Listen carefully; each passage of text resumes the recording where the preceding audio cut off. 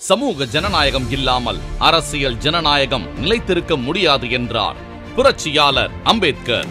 அந்த சமூக ஜனநாயகத்தை நிலைநிறுத்த பாடுபட்ட தனிப்பெரும் பிரதமர் விஸ்வநாத் பிரதாப் சிங். உத்தரப்பிரதேச மாநிலம் அலகாபாத்தில் 1931ஆம் ஆண்டு ஜூன் 25ஆம் தேதி அரச குடும்பத்தில் பிறந்தவர் வி.பி. சிங். பகட்டான வாழ்வுக்கான அத்தனை வசதிகளையும் கொண்டிருந்த போதும் எளிய மக்களின் உரிமைகள், சமூக நீதி சிந்தனைகளை உள்வாங்கிய மகத்தான தலைவராக திகழ்ந்தார். வினோபா வேவின் பூமிதான இயக்கத்தின் மீது ஈர்ப்பு கொண்டு தனது சொந்த நிலங்களை ஏழைகளுக்கு வழங்கினார் வி.பி. சிங். அதானி மீதான ஹிண்டன்பர்க் அறிக்கை குறித்து விசாரிக்க வேண்டும் என ஒட்டுமொத்த எதிர்க்கட்சிகளும் நாடாளுமன்ற தொடரை முழுவதுமாக முடக்கிய போதும் வாயே திறக்காதவர் பிரதமர் மோடி. ஆனால் ராஜீவ்காந்தி அமைச்சரவையில் இந்திய ஒன்றியத்தின் நிதி அமைச்சராக இருந்த வி.பி. சிங் வருமானத்திற்கு அதிகமான சொத்து சேர்த்தவர்கள் என திருபாய் அம்பானி, அமிதாப் பச்சனின் சகோதரர் என பாரபட்சமின்றி நடவடிக்கை எடுத்தார். ஜனதா தளம் என்ற புதிய கட்சியை தோற்றுவித்து 1989ஆம் ஆண்டு நாடாளுமன்ற தேர்தலில் தேசிய முன்னணி என்ற பிரம்மாண்ட அணியை கட்டமைத்து இந்திய ஒன்றியத்தின் பிரதமரானார் வி.பி. சிங்.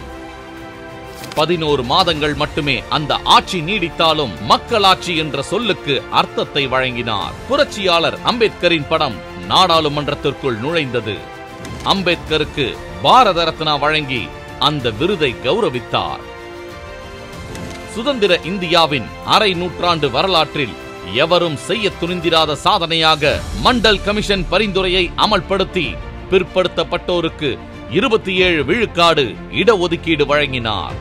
அதற்காக பாஜக மதவெறியாளர்களின் எதிர்ப்பால் ஆட்சியையும் பறிகொடுத்தார். தமிழர்களை தனது ரத்த சொந்தங்களாக பாவித்தவர் வி.பி. சிங். முத்தமிழறிஞர் கலைஞரோடு அளவில்லாத நட்பு பாராட்டினார். அறிவாலய திறப்பு விழாவில் கலந்து கொண்டார். பெரியாரை தன் தலைவர் என்றார்.